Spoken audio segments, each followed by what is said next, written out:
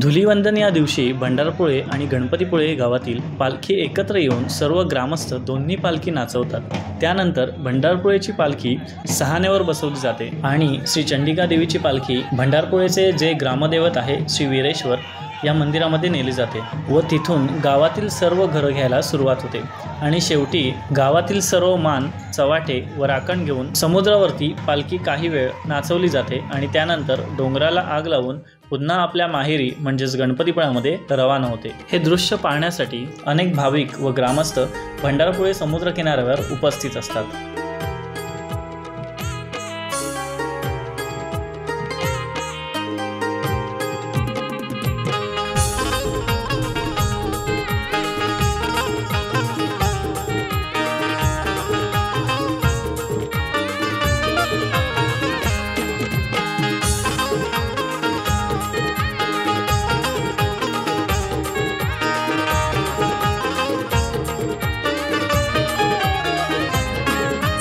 सनईच्या सुरानी मनमोहन सांगे, देवा तुझ्या या भेटीची मनी आसही लागे।